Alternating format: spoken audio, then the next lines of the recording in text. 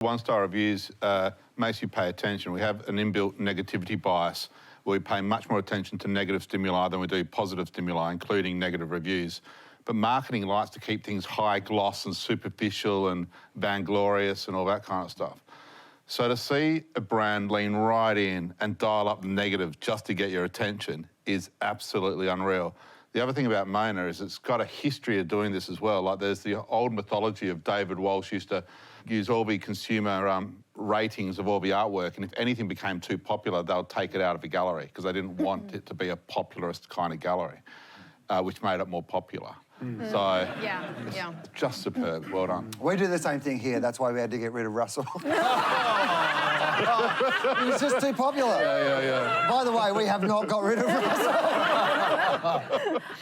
Hate is part of their brand, right? Like that design motif of the plus and the cross, it means sex and death, and it's all over, you know, Mona like a Disneyland for sickos. But it also means like and hate, and when you've got the navigational app that lets you rate the artwork, they don't care if you like it or hate it. They just want you to have a visceral reaction to it.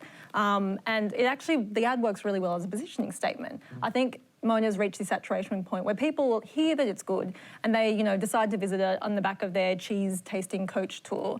And then they're kind of expecting to see some colonial landscape daubs that you buy in a placemat.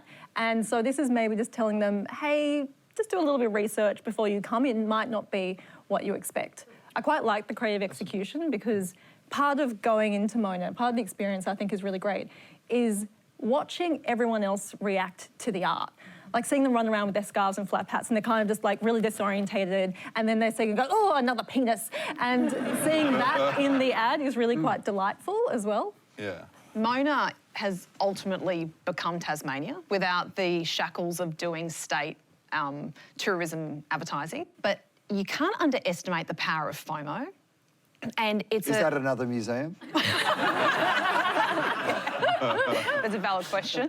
No, it's the fear of missing out. It's a psychological trigger that sits in pretty much all of us, and it's jealousy and FOMO isn't something we're born with. It's a learnt behaviour, and so it's this muscle that gets worked every time we get out of bed every day, and we don't know it's happening, and then all of a sudden brands go awesome and they plug into it. And I do believe that's what Mona's doing now, of saying you haven't been able to come here for years. We're back open, and don't forget how awesome we are, and we'll give you heaps of content via social. Your friends will think you're cool, and so they've definitely tapped into FOMO to get some people back in the door. Putting that to one side, they hate advertising. They love one-star reviews. They say it upsets them when they get five-star reviews. They just don't want to see them. This actually keeps them laughing and gives them fun, which I think is a great reflection of the true brand essence of Mona. They would hate the fact that we all like this ad.